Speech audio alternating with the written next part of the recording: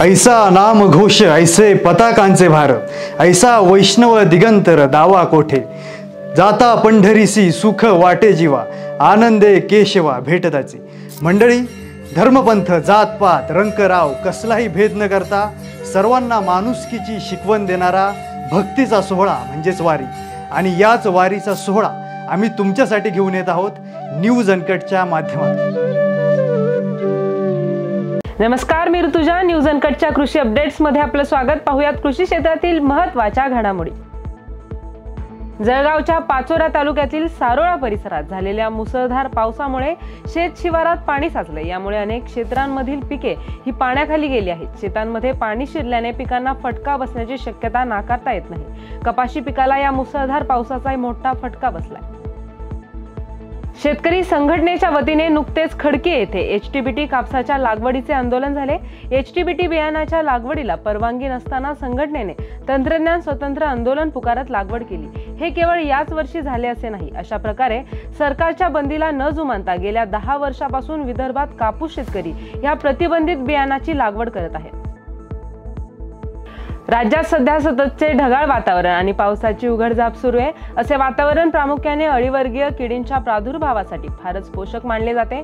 मराठवाड्यातील मका लागवडीत आघाडीवरच्या छत्रपती संभाजीनगर आणि जालना या दोन्ही जिल्ह्यात मका पिकावर लष्करी अळीने हमला केलाय। मका पीक लहान असताना पाऊस पडून उघडल्यावर लष्करी अळीचा प्रादुर्भाव होतो। मका पिकाची वाढ जशी जशी होत जाईल तसा तसा या किडीचा प्रादुर्भावही वाढत जातो।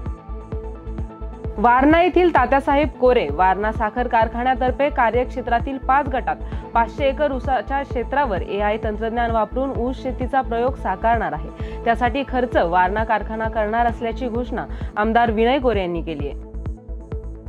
शेतकऱ्यांना उत्तम गुणवत्तेची खते, बियाणे, कीटकनाशके आणि इतर आवश्यक कृषी निविष्ठा वाजवी दरात उपलब्ध करून देण्याच्या दृष्टीने शेतकरी उत्पादक कंपनी आणि शेतकरी गटांनी परवान्यासाठी अर्ज करावेत असे आवाहन करण्यात आले आहे।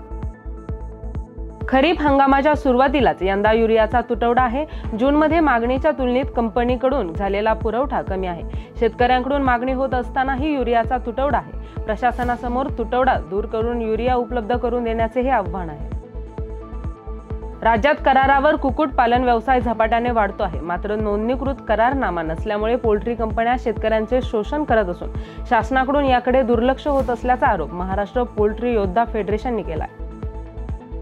राज्यात यंदा खरीप हंगामात पाऊस अनियमित असल्यामुळे पेरण्या उशिरा सुरू झाल्या असून आतापर्यंत केवळ 39% क्षेत्रावर पेरा पूर्ण झाला आहे।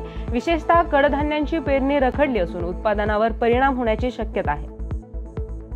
या बातमीसह वेळ झाली आहे कृषी अपडेट्स मध्ये। इथेच थांबण्याची। पाहत रहा न्यूज अनकट।